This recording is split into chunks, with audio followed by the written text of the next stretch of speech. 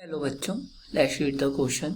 The question is an observer observe a face moving upwards in a cylindrical container of cross section area 1 meter square filled with water up to a height of 5 meter.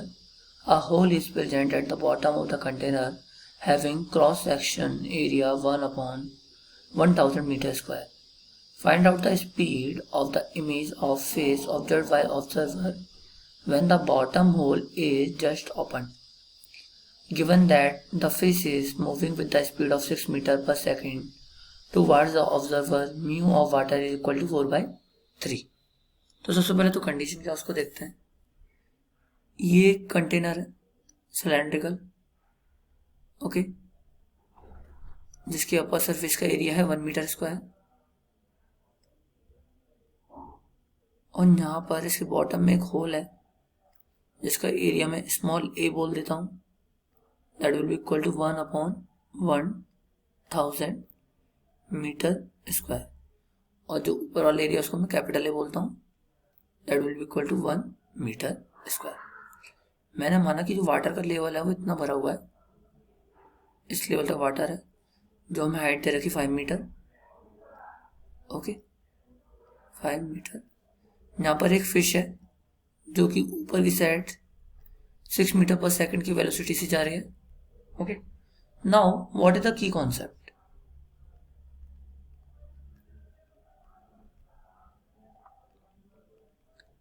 See, मैंने माना कि जो water है वो इधर से निकल रहा होगा विद द वेलोसिटी v2 मान लेते हैं और ये जो सरफेस से नीचे की साइड जा रही होगी सरफेस वो v1 मान लेते हैं. तो हमने इक्वेशन ऑफ कंटिन्यूटी पढ़ी है फ्लूइड मैकेनिक्स में. According to that a1 v1 will be equal to a2 v2. Okay, so यहाँ से हम v1 और v2 में रिलेशन निकाल लेंगे.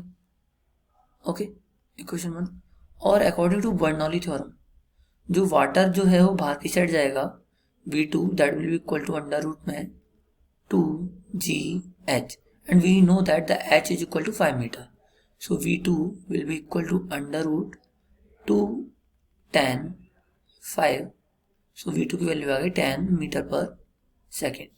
फ्रॉम हियर a1 की वैल्यू 1 है, v1 की वैल्यू v1 हमें निकालना है, a2 की वैल्यू हमें पता है 1/1000 है और v2 की वैल्यू हमने निकाली है अभी 10.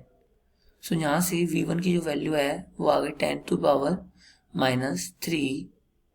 मीटर पर सेकेंड. ये v1 की वैल्यू आ गई मेरे पास. ओके, अब हमसे क्या बोला है, find the speed of image of face observe by the observer when the bottom hole is just open. Okay, so यहाँ वाटर है और ये जो फिश है वो ऊपर की साइड जा रही है 6 मीटर पर सेकंड से. सो यहाँ पर अगर ऑब्जर्वर है इधर, ये आई मान लेता हूँ मैं ऑब्जर्वर की, तो इस ऑब्जर्वर को ये जो रिलेटिव मोशन हो रहा होगा, ये वाटर लेवल नीचे जा रहा है, वो फिश ऊपर आ रही है. So velocity of fish with respect to surface निकालेंगे सबसे पहले हम, क्योंकि इन दोनों की डायरेक्शन एक दूसरे के अपोजिट है, दोनों ऐड हो जाएंगे. u प्लस v1 कर देता हूँ. u की वैल्यू हमें पता है 6 मीटर है. ओके, एंड v1 की वैल्यू 10⁻³ है. तो अगर मैं इसको सिंप्लीफाई करूंगा, सॉरी ये 10⁻² होगा और ये भी 10⁻² होगा, तो इसको अगर मैं सिंप्लीफाई करूंगा तो ये आएगा 6.01 मीटर पर सेकेंड. ओके, सो ये v जो है वो विद रिस्पेक्ट टू सरफेस निकाला मैंने, मतलब कि जो फिश की स्पीड है वो विद रिस्पेक्ट टू सरफेस. अब v of f as observe by observer निकालना है मेरे को. एज ऑब्जर्वर जो है वो एयर में है, ये वाटर में चल रहा है.